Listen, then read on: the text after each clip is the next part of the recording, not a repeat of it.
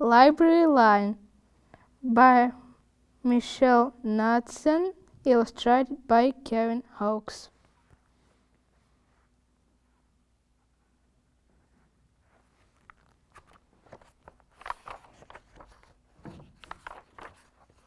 Library Lion.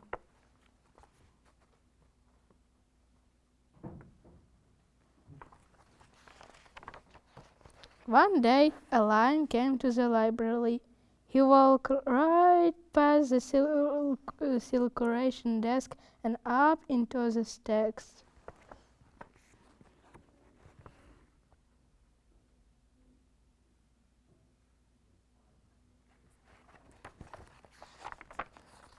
Mr. McBee ran down the hall to the head librarian's office. "Miss Merriweather!" he called. "No running," said Miss Merriweather, withdraw looking up. "But there's a lion," said Mr. McBee, "in a library." "Is he breaking any rules?" asked Miss Merriweather. She was very particular about rule breaking. "Well, no," said Mr. McBee, "not really." "Then leave him be."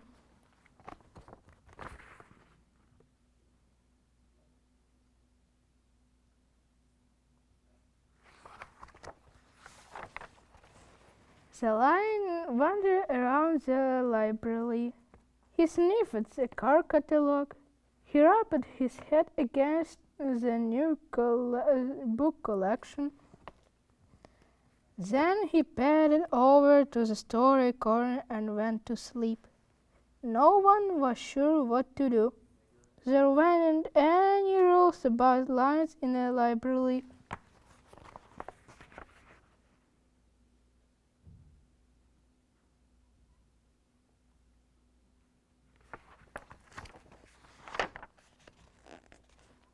Soon it was time for story hour. There weren't any rules about lions at story hour either. The story lady seemed a little nervous, but she read out the first book's title in a good, clear voice. The lion looked up. The story lady kept reading. The lion stayed for the next story, and story after that. He waited for another story, but children began to walk away. "Story hour is over," a little girl told him. "It's time to go." The lion looked at the children. He looked at the story lady. He looked at the closed book. Then he roared very loud, "Roar!"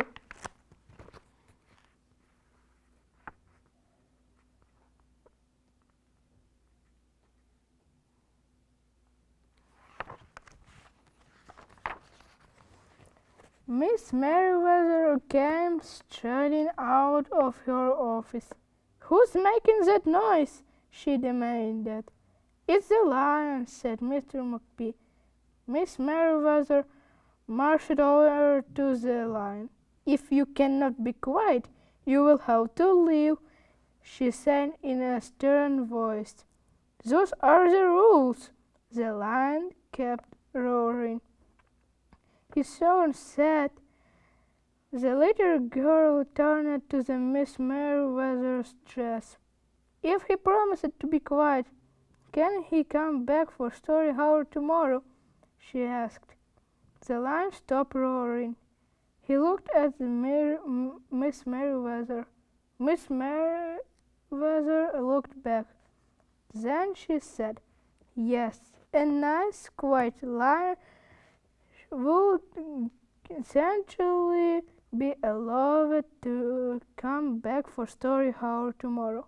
"Hooray!" said the children.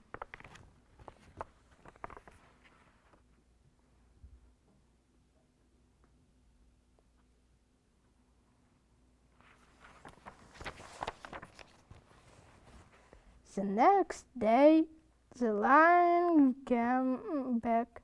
"You are early," said Miss Merriweather. Story hour is not until 3 o'clock. The lion did not budge. Very well, said Miss Merriweather. Your mind as well makes yourself useful.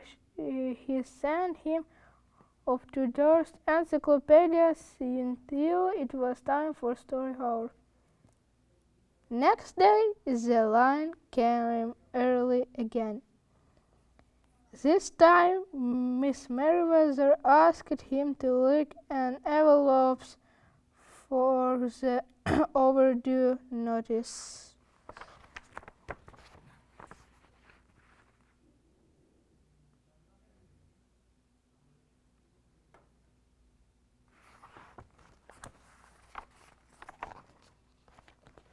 Soon the lion began doing things through being asked. He trusted an encyclopedia. He licked the the envelopes. He let small children stand on his back to reach books on the high shelves. Then he curled up in the story corner to wait for story hour to begin.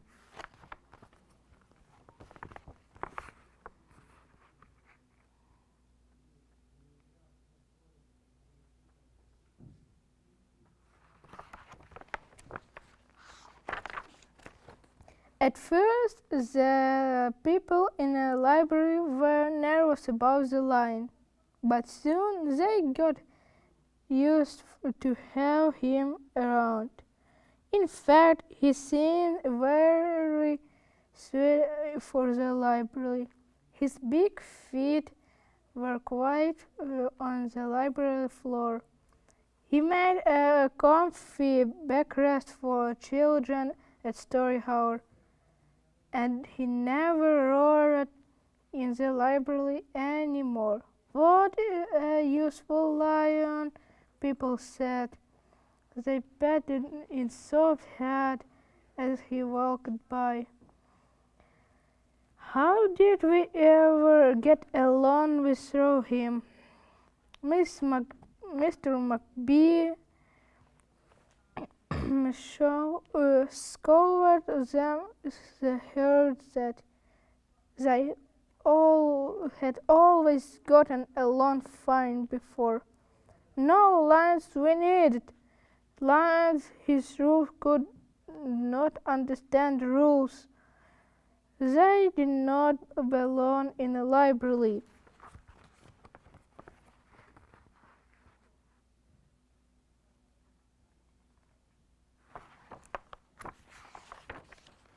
One day, after he had dusted all of the encyclopedias and licked all of the envelopes and helped all small children, the lion passed down the hall to Miss Merriweather's office to see how else there was to do.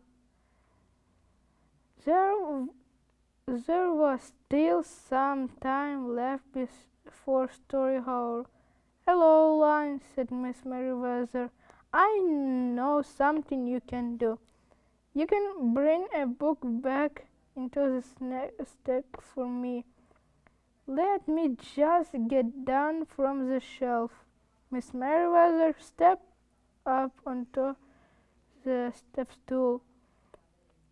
The book was just out for reach. Miss Merriweather stood on her toes. She stretched out her fingers. Almost there, she said. Then Miss Merriweather stretched a little too far.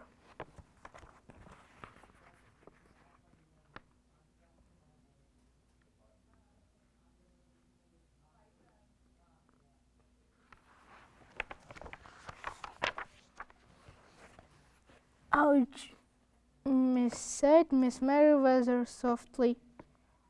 She did not get up. Mr. McBee, she called after a minute. Mr. McBee, But Mr. McBee was at the circulation desk. He could not hear her calling. "Lion," said Miss Merriweather, "please go and get Mr. McBee." The lion ran down the hall. "No running," Miss Merriweather called after him.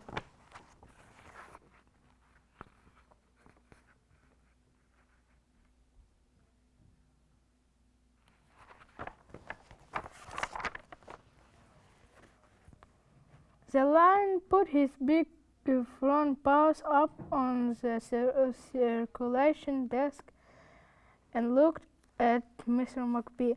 "Go away, Lion," said Mr. McBee. "I'm busy." The lion threatened. He pointed his nose down the hall toward Miss Merriweather's office. Mr. McBee ignored him. Finally, the lion did the only thing he could think to do. He looked at Mr. McBee right in the eye. Then he opened his mouth very wide, and he roared the loudest roar he had ever roared in his life. "Roar!"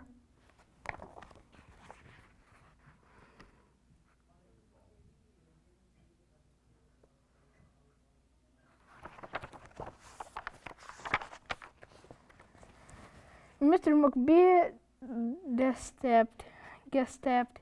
"You're not being quiet," he said to the lion. "You're breaking the rules." Mr. McBee walked down to the hall as fast as he could. The lion did not follow him. He had broken the rules. He knew what that means. He hung his head and walked toward the doors. Mr. McBee did not notice. "Miss Merriweather," he called as he walked. "Miss Merriweather, the lion broke the rules. The lion broke the rules."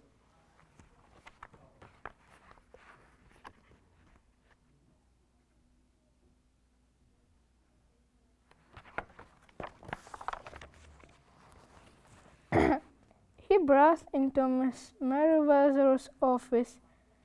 She was not in her chair. "Miss Merriweather?" he asked. "Sometimes," said Miss Merriweather from the floor behind the desk, "there is a good reason to break the rules, even in the library. Now please go call a doctor. I think I've broken my arm." Mr. McBee ran to call a doctor. "No running," Miss Merriweather called after him.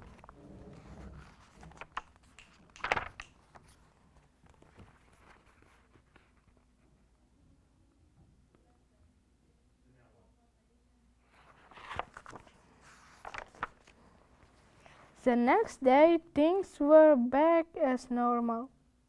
Almost. Miss Merriweather's left arm was in a cast.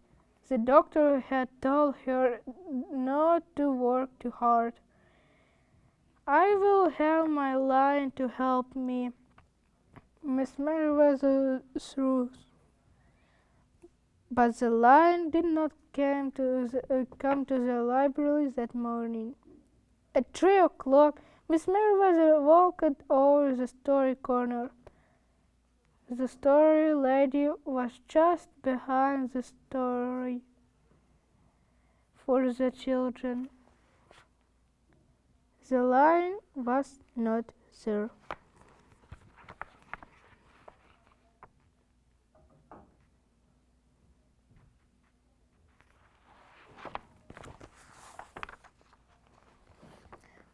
People in the library kept looking up from their books and computer screens, hoping they would see a familiar furry face. But the lion did not come that day. The lion did not come the next day either, or day after that.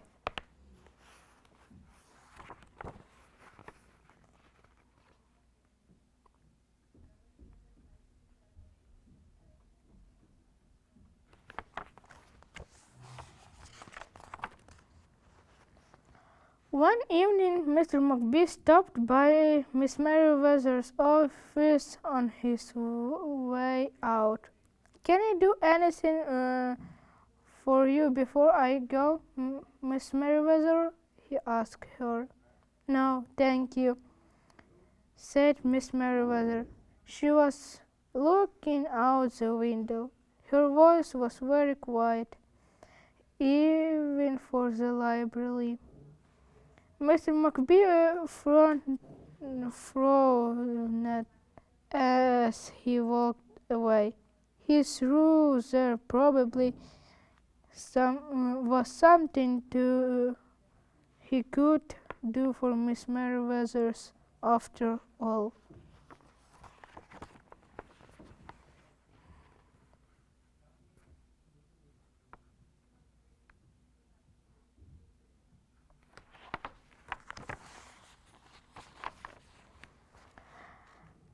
Mr. McBee left the library, but he did not go home. He walked around the neighborhood. He looked around the car. He looked behind bushes. He looked in backyards and trash cans and tree houses.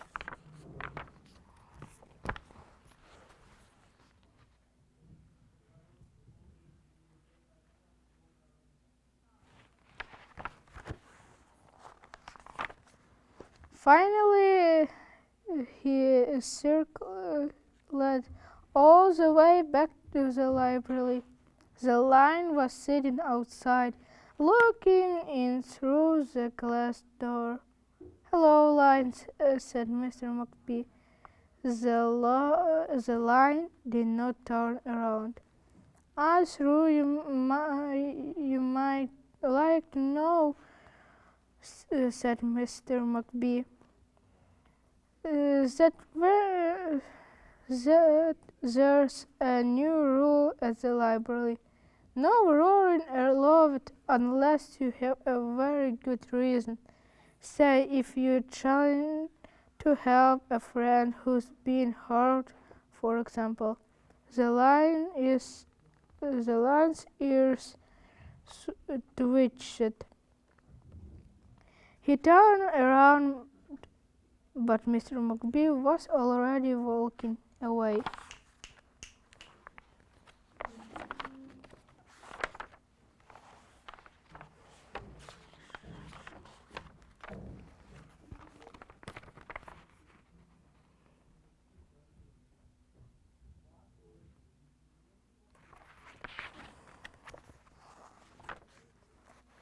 The next day, Mr. McBee walked down to the hall to Miss Merriweather's office. "What is it, Mr. McBee?" asked Miss Merriweather on her new, sad, quiet voice. "I thought you might like to know," said Mr. McBee, "that there's a lion in the library." Miss Merriweather jumped up from her chair and ran down the hall. Mr. McBee smiled. "No running," he called after her. Miss Merriweather didn't listen.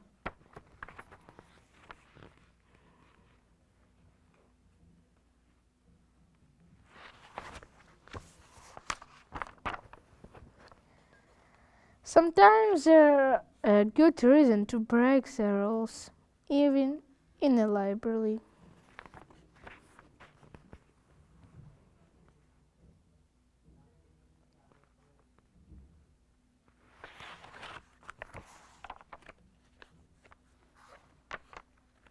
The end.